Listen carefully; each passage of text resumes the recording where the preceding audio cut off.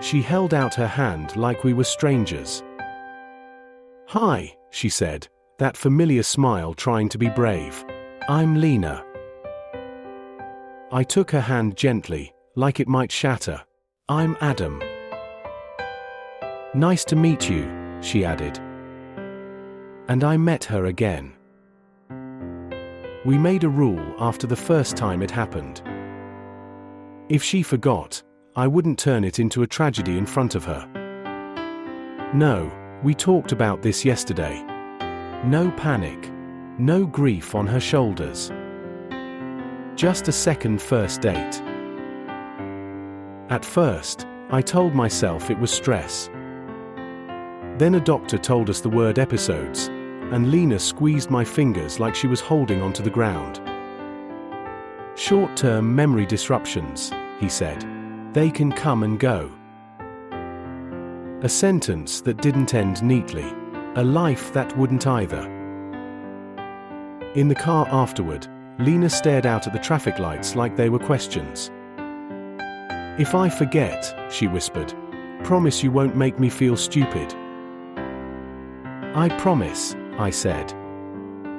"And promise you'll still choose me." My voice cracked. "I'll choose you in every version." So we built a soft landing. A diner with cracked red booths where we had our first date. A bookstore on Maple that smelled like cinnamon tea.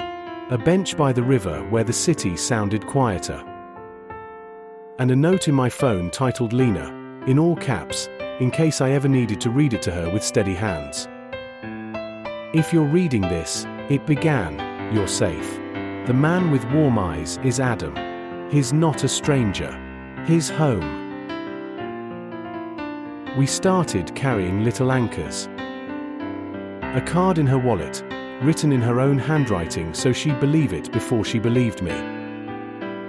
"If you're scared," it read, "breathe in for 4, out for 6. You are loved." My name is Lina. His name is Adam. He makes terrible puns and the best grilled cheese. If he's here, you're safe. Let him help. On good days, she'd add a new line like it was a joke only we understood. He kisses my forehead when I'm thinking too hard. He always orders extra pickles. Don't judge him. And at the bottom, in slightly messier ink, if he asks you on a date, say yes. We also made a memory jar on the kitchen table. Every night, one note each, one sentence about the day, folded small. Sometimes it was dramatic. Today you looked at me like I was the answer. Sometimes it was ordinary. We laughed at a dog in a tiny sweater. And sometimes Lina's note was just, "I remembered. Thank you." Once, a stranger at the diner mistook us for a new couple. "First date?" she asked, smiling at Lina. Lina glanced at me, confused for half a second, then she saw my face and something clicked. She leaned in, playful. "Second," she said. "He's trying to impress me again." I laughed too hard, relief turning my ribs into light. "Is it working?" the woman asked. Lina looked at me like I was a secret she wanted to keep. "Yeah," she said softly. "He's kind of impossible not to love." The night before our anniversary, Lina had one of her clearest days in weeks. She sat cross-legged on the living room rug with my phone, insisting on recording something. "For later," she said, tapping the screen. "For me. For you." Her voice on the recording came out steady, like she was building a bridge out of sound. "Hi, future me," she said. "If you're listening, you're probably scared. But you're still you. And you're still loved. Adam is not a stranger, he's your choice. Even if you don't remember why, you trusted him with your soft parts on purpose." Then she smiled at me over the phone, eyes shining. "And if he's asking you out again," she whispered into the intimacy, "say yes. Always yes." Some days she remembered everything and teased me. "Sorry," she'd grin, "no first date today." Other days, the world slipped a few hours out from under her, and she'd look at me with fear so quiet it was worse than shouting. It happened once in the grocery store. She stopped mid-aisle, eyes searching the shelves like an exit. "Adam," she said, testing the name. "Yes," I answered, calm on the outside, shaking inside. "Why am I here?"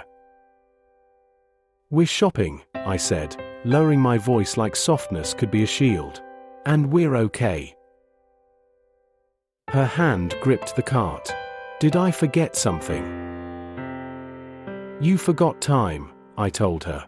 "Not me." That night, while I cooked, she sat on the counter, watching me like she was trying to memorize the shape of my care. "Do you ever get tired of this?" she asked. I turned off the stove, because she deserved the full truth. "I get tired," I said, "but not of you." Her chin trembled. "I hate that you have to keep meeting me." I rested my forehead against hers. "Lina, you're not a burden. You're my person." Then I smiled, because she needed it. "Also, you flirt better every time." She laughed through tears. "That's because I don't remember how embarrassing I am." "Perfect," I whispered. "I get to fall for you fresh." On our anniversary, I rented the small back room of the Maple bookstore. Fairy lights, 2 milkshakes, and ribbons strung across the shelves with photos clipped along it. Messy, real photos, the kind that prove love lived here. Under each photo, one sentence. Not poetry, evidence. "Here is the day you taught me to slow down. Here is the day you forgave yourself. Here is the day you were scared, and I stayed." When Lina walked in, her hand flew to her mouth. "Adam." "I made it for us," I said. "A place we can come back to." She moved from photo to photo, eyes shining, fingertips careful. Then she turned, voice small. "What if someday I walk in and I don't know any of this?" I held her hands tighter. "Then we start here," I said. "And I tell you our story until you feel safe again." "And if you get tired?" she asked. "I'll rest," I said. "And then I'll choose you again." She shook her head, tears falling. "I don't want to steal your life." "You're not stealing anything," I said. "You're sharing it with me." That's when I finally understood. We were already doing the hardest, truest part of marriage. Not rings, not ceremonies, the daily decision. So I didn't wait for perfect timing. Perfect timing had never met us. I pulled a blank Polaroid from my pocket and placed it in her palm. "What's this?" she asked. "The next chapter," I said. "Not pictured yet." Then I dropped to one knee between the shelves, heart loud in my ears. "Lina," I said, "I can't promise life will be easy. I can promise I'll be your calm, your reminder, your safe place. And if we have to fall in love 1,000 times, I'm in. Will you marry me?" For one breath, she froze, then her laugh burst out, bright and real. "Yes," she said. "Yes, yes, yes." I slid the ring onto her finger, and she stared at it like it was a lighthouse. Then she touched my cheek and said softly, "Hi, I'm Lina. And my chest ached with love and relief all at once. Hi, I answered, smiling through tears. I'm Adam. She swallowed. I think I'm falling for you. Me too, I whispered. Nice to meet you. We snapped the blank Polaroid right there. Flash. Fairy lights.